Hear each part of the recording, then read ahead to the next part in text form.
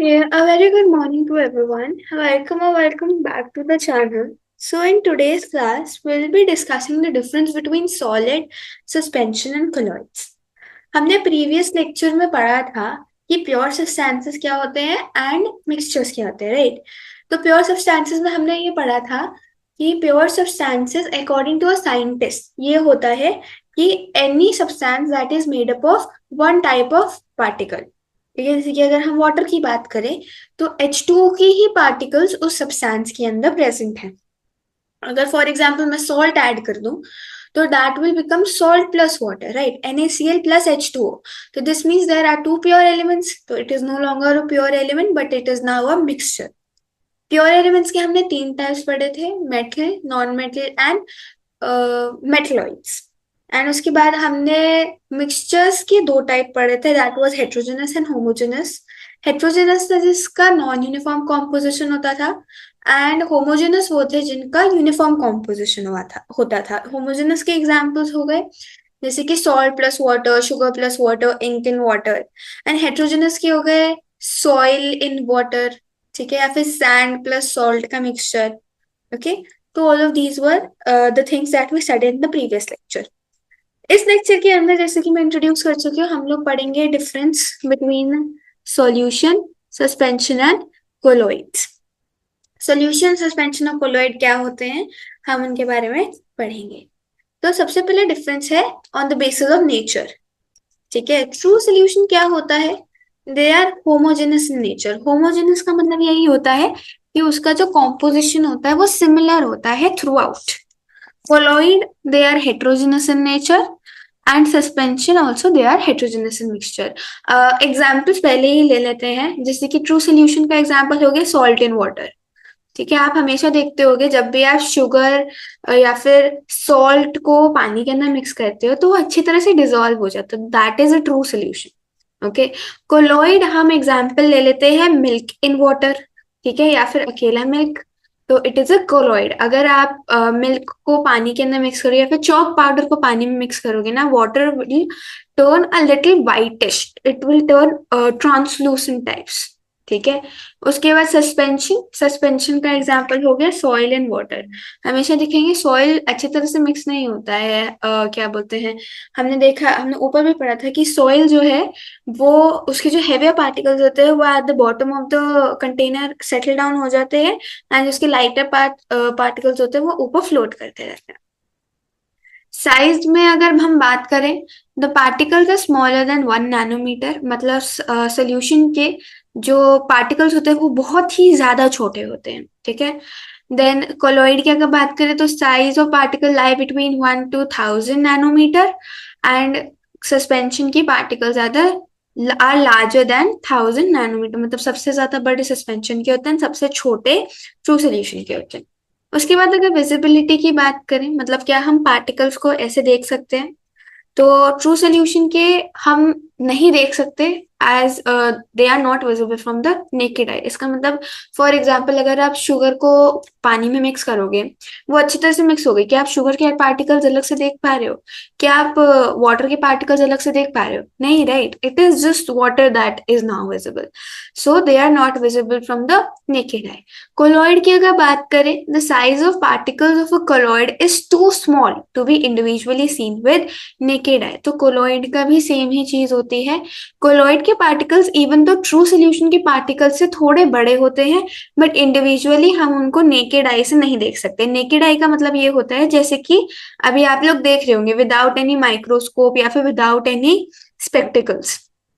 उसके बाद सस्पेंशन की बात करें, the particles of suspension can be seen bye naked eye. Like for example अगर मैं सॉइल इन वाटर का एग्जाम्पल लूं तो मेरे को पता है कि मैं सॉइल को अलग से डिस्टिंक्टिवली देख सकती हूँ। ठीक है, तो they are visible from the naked eye. उसके बाद अगर हम ट्रांसपेरेंसी की बात करें, ट्रू सोल्यूशन ट्रांसपेरेंट होता है। हम अगर शुगर प्लस वाटर मिक्स करें तो मैं उस सोल्यूशन के आर पार देख सकती हूँ, राइट? उसके बाद कोलॉइड की बात करें तो they are translucent and suspension जो होते हैं वो ओपेक होते हैं। अब बात करते हैं स्टेबिलिटी के बारे में। स्टेबिलिटी का मतलब होता है कि पार्टिकल्स कितने स्टेबल हैं, क्या पार्टिकल्स जिस हिसाब से डिसॉल्व हुए हैं क्या वो उसी उसके अंदर रह रहे हैं, उतनी पोजीशन में रह रहे हैं। तो ट्रू सोल्यूशन के पार्टिकल्स जो होते हैं वो स्टेबल होते हैं since the particle do not settle down on the bottom. हमने ये पढ़ा है कि शुगर जो होती है वो it goes in between the space present in the water के पार्टिकल्स, राइट। तो स्टेबल होते हैं, ऐसा नहीं होता कि शुगर पूरी के पूरे से नीचे आके सेटल डाउन हो गई, अगर हम उसे ढंग से मिक्स करेंगे देन इट विल डिसॉल्व। तो कोलोइड के अगर पार्टिकल्स की हम लोग बात करें स्टेबिलिटी की, तो कोलोइड के पार्टिकल्स होते हैं ना वो भी स्टेबल होते हैं। फॉर एग्जाम्पल मैं मिल्क को वाटर के अंदर अगर डिसॉल्व कर दूं या फिर मिक्स कर दूं, तो आप ये नहीं देखेंगे कि मिल्क अलग हो गया एंड जो मेरा वाटर है वो अलग है, वो पूरा का पूरा जो सोल्यूशन है वो मिल्क ही हो जाएगा, ठीक है। So they do not settle down when left undisturb, that is colloid is quite stable. अगर हम सस्पेंशन की बात करें, हमने हमेशा देखा है कि सॉइल के जो पार्टिकल्स हेवियर पार्टिकल्स होंगे they settle down at the bottom and the lighter particles float on top. So the same thing is being stated here that the solute particles settle down when a suspension is left undisturbed, that is a suspension is unstable। उसके बाद हम बात करते हैं Tyndall effect की। Tyndall effect के बारे में मैं आपको अभी आगे जाके समझाऊंगी। तो अभी हम बस ये पढ़ लेते हैं कि क्या ये सारे जो सोल्यूशन है, कोलॉइड है, सस्पेंशन है, क्या वो टिंडल इफेक्ट शो करते हैं। टिंडल इफेक्ट मेजर ये होता है scattering of a beam of light, ठीक है। अभी मैं उसको बहुत अच्छी तरह से समझाऊंगी, just let us just read the difference अभी।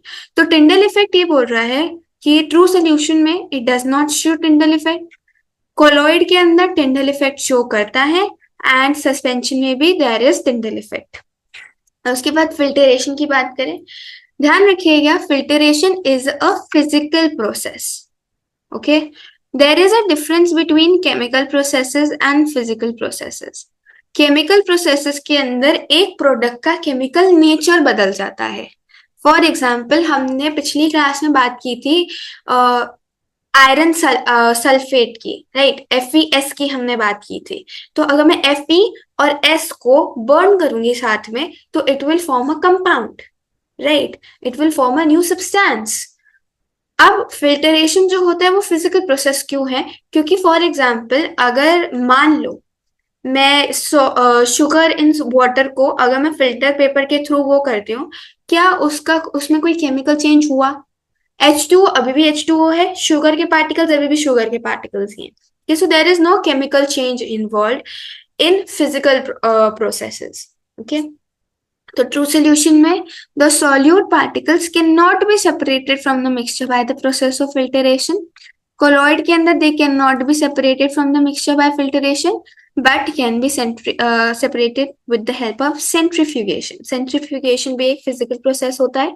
तो ट्रू सोल्यूशन ऑफ कोलॉइड नहीं हो सकता फिल्टरेशन के through separate, but on the other hand suspension जो है इट कैन बी सेपरेटेड। क्यों? क्योंकि सस्पेंशन में जो पार्टिकल होते हैं ना सॉल्यूट के, they are big enough to be separated by a filter paper, ठीक है, ओके। अब हम आते हैं टिंडल इफेक्ट पे कि टिंडल इफेक्ट होता क्या है। टिंडल इफेक्ट बेसिकली होता है scattering of a beam of light, ठीक है। अब ये बीम ऑफ लाइट स्कैटर कैसे करती है, तो मैं इसका थोड़ा सा तरीके समझा देती हूँ। हमने अभी डिफरेंस के अंदर ऊपर ये पढ़ा था कि Tyndall effect is shown only by two types of mixtures, ठीक है। सबसे पहला होता है कोलॉइड एंड सेकंड होता है सस्पेंशन, ठीक है। तो मान लेते हैं कि ये कोलॉइड के कुछ पार्टिकल्स हैं, ठीक है। हमने पढ़ा कि कोलॉइड के पार्टिकल्स का जो साइज है it ranges between 1 nanometer and 1000 nanometer, right.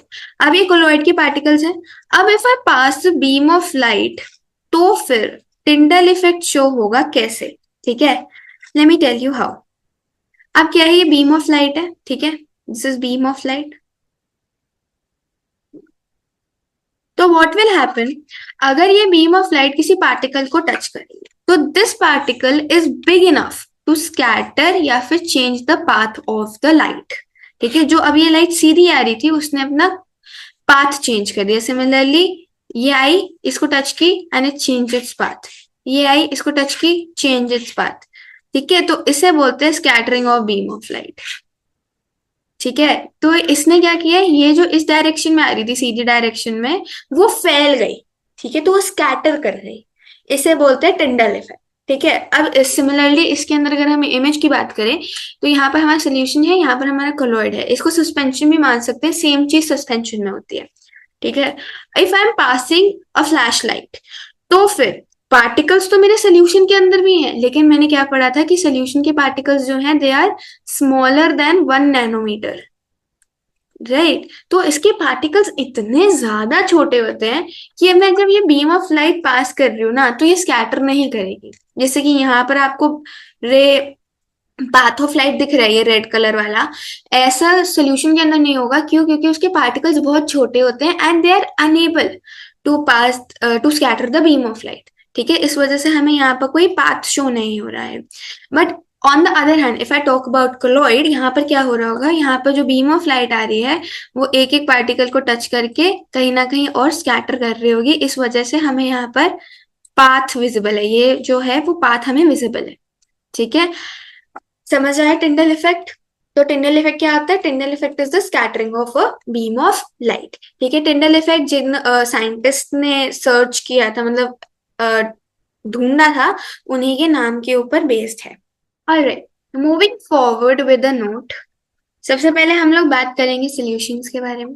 ठीक है, तो सॉल्यूशन के कंपोनेंट्स क्या होते हैं? कंपोनेंट्स का मतलब होता है कि सॉल्यूशन किस किस चीजों से कंपोज होता है या फिर किस किस चीजों से बना हुआ होता है। तो एक सोल्यूशन, ये आपने पिछले क्लास में भी पढ़ा होगा, पिछले साल, कि कंपोनेंट ऑफ अ सोल्यूशन होता है सबसे पहले सॉल्यूट और दूसरा होता है सॉल्वेंट। ठीक है, तो सॉल्यूट क्या होता है? सॉल्यूट एक ऐसी चीज होती है जिसको कि हम डिसॉल्व करते हैं दूसरी चीज के अंदर। ठीक है, मतलब the component that is dissolved in the other component और मीडियम। ठीक है, ये सॉल्यूट जो होता है यूजुअली लेसर अमाउंट में प्रेजेंट होता है rather than the solvent. And solvent क्या होता है?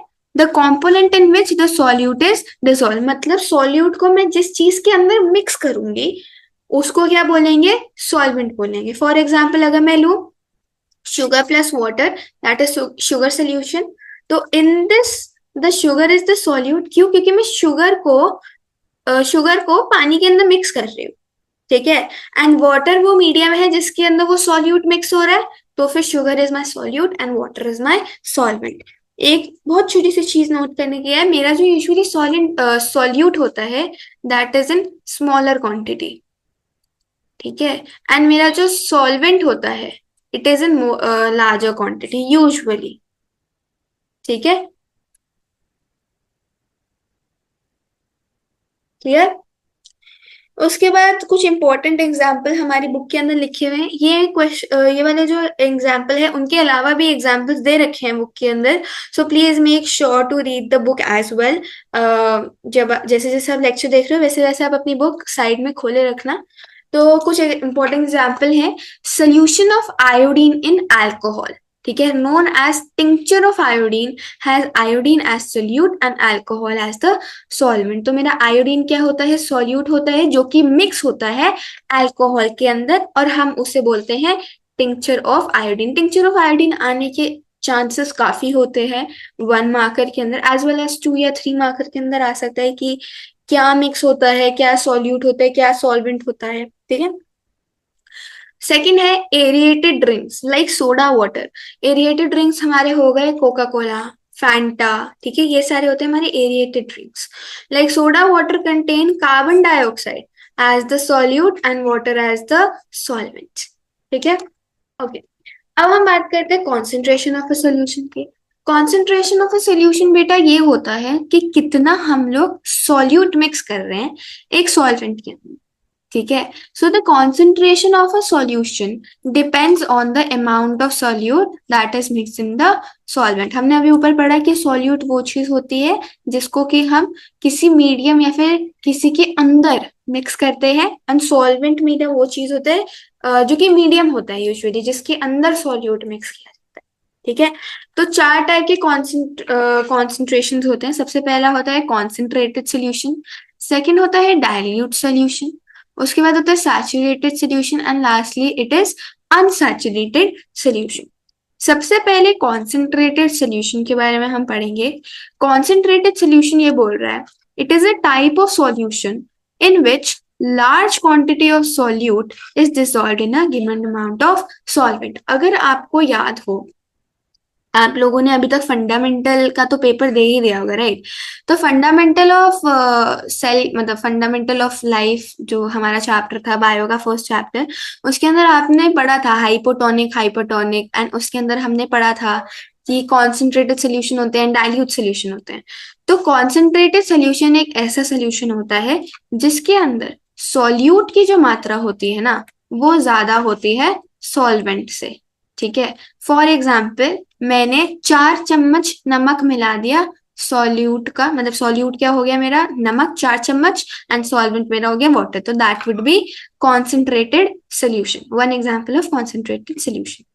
उसके बाद डाइल्यूट सोल्यूशन की अगर हम बात करें तो it is a type of solution in which small quantity of solute is dissolved in a given amount of solvent. अब इसके अंदर क्या होता है कि मेरी जो सॉल्यूट की मात्रा होती है ना, वो कम होती है सॉल्वेंट से, मतलब मेरा पानी ज्यादा है एंड मेरा सॉल्यूट जो है, नमक जो है, वो कम है। मतलब मैंने 1 चम्मच नमक मिला दिया 500 मिलीलीटर पानी में, ठीक है, तो वो क्या हो गया, मेरा सॉल्यूट कम हो गया ना, नमक की कॉन्सेंट्रेशन कम होगी तो हमें कम खट्टा लगेगा, कम नमकीन लगेगा। ठीक है, तो इसके साथ हमारा डाइल्यूट सोल्यूशन होता है।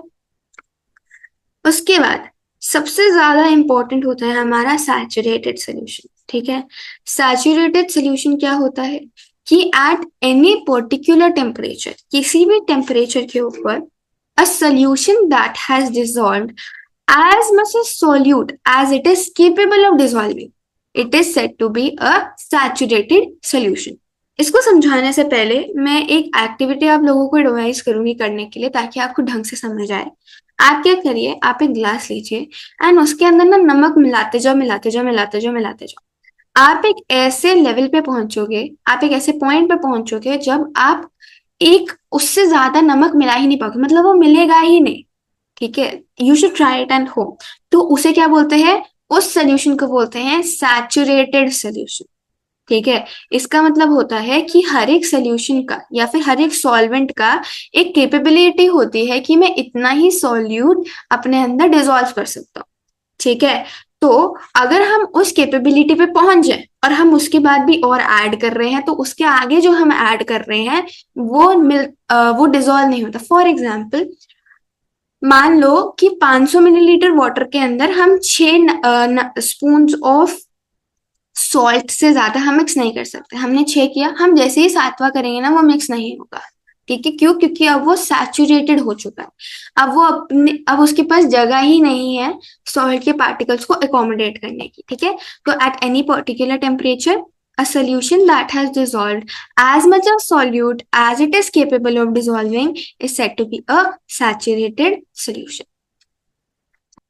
In other words, when no more solute can be dissolved in the solvent at a given temperature. तो saturated solution को हम और कैसे डिफाइन कर सकते हैं कि जब हम और सॉल्यूट मिक्स नहीं कर पा रहे हैं सॉल्वेंट के अंदर at a given temperature. Given temperature क्यों? क्योंकि फॉर एग्जाम्पल, अगर आप उस पूरे सैचुरेटेड सोल्यूशन को, जितना भी हमने 500 मिलीलीटर में 6 स्पून डाले चम्मच, अगर आप उसे गर्म करोगे ना, हमने पढ़ा है कि अगर हम पानी को गर्म करते हैं तो उसकी काइनेटिक एनर्जी बढ़ती है एंड उसके जो पार्टिकल्स हैं वो थोड़े दूर और चले जाते हैं। तो दिस मीन्स अगर आप टेम्परेचर बढ़ाओगे तो this means that the space between the particles of the water या फिर of the solvent will increase, जिसकी वजह से वो और एकोमोडेट कर पाएगा सॉल्ट को या फिर सॉल्यूट को। ठीक है, उसके बाद the amount of solute present in the saturated solution at the particular temperature is called the solubility. तो सॉल्युबिलिटी क्या होता है, कितना अमाउंट ऑफ सॉल्यूट प्रेजेंट है एक सैचुरेटेड सोल्यूशन में at any particular temperature is called the solubility. आगे बढ़ते हुए, अनसैचुरेटेड सोल्यूशन।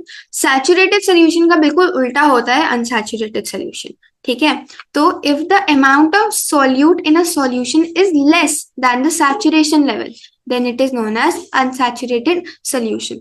अगर मेरा सॉल्यूट की मात्रा कम है देन द सैचुरेशन लेवल, ठीक है, तो फिर हम उसे क्या बोलेंगे, अनसैचुरेटेड सोल्यूशन। और सैचुरेशन लेवल क्या होता है, सैचुरेशन लेवल वो लेवल होता है जिसके आगे वो सॉल्वेंट और सॉल्यूट को अपने अंदर डिसॉल्व नहीं कर सकता।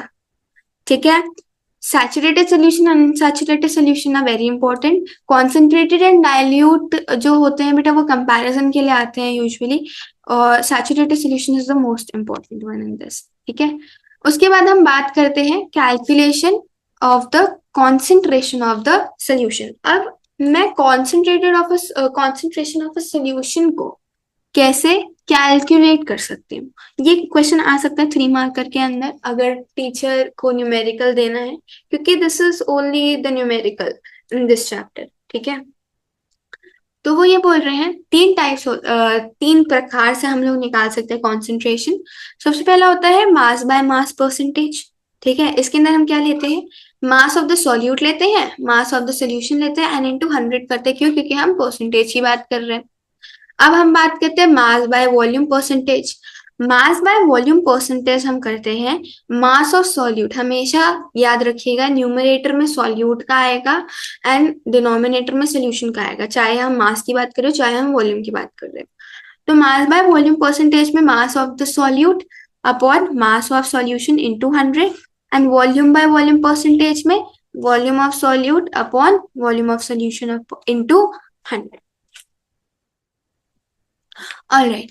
जैसे हमने सोल्यूशन के पार्टिकल्स के बारे में पढ़ा था, कंपोनेंट्स के बारे में, that was solute and solvent, वैसे ही हमारे कोलॉइडल सोल्यूशन के भी 2 कंपोनेंट्स होते हैं. The first is dispersed phase and the second is dispersion medium. ठीक है.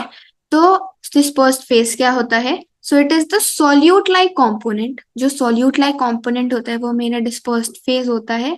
The dispersed particles in the colloid is the dispersed phase. जो पार्टिकल्स डिस्पर्स्ड होते हैं एक कोलॉइड के अंदर वो मेरा डिस्पर्स्ड फेज होते हैं. And the component in which the dispersed phase is suspended या फिर dispersed is known as dispersion medium. तो डिस्पर्जन मीडियम क्या होता है? वो एक ऐसा कंपोनेंट जिसके अंदर डिस्पर्स्ड फेज डिस्पर्स होते हैं या फिर सस्पेंडेड होते हैं. तो डिस्पर्जन मीडियम क्या हो गया? सॉल्वेंट लाइक जो कंपोनेंट होता है. हमारी बुक के अंदर एक ये टेबल दे रखा है जो कि इम्पोर्टेंट है. ठीक है. इसके अंदर हमें क्या दे रखा है? हमें डिस्पर्स फेस दे रखा है, मीडियम दे रखा है एंड टाइप ऑफ कोलॉइड जो कि वो फॉर्म करता है. फॉर एग्जाम्पल अगर मेरा डिस्पर्स फेस मेरा सॉलिड है एंड मेरा मीडियम जो है वो सॉलिड है, दोनों सॉलिड है, तो it will form solid sol. हमारे कुछ एग्जाम्पल्स क्या हो गए? Some coloured glasses and gemstone. Similarly अगर मेरा फेस जो है वो सॉलिड है एंड मीडियम जो है वो लिक्विड है, ठीक है, तो मेरा फॉर्म होता है sol, which is which examples are paints and cell fluids. Solid plus gas forms aerosol. हमारे एग्जाम्पल हो गए smoke dust. Similarly liquid plus solid, liquid plus liquid, liquid plus gas, gas plus solid and gas plus liquid.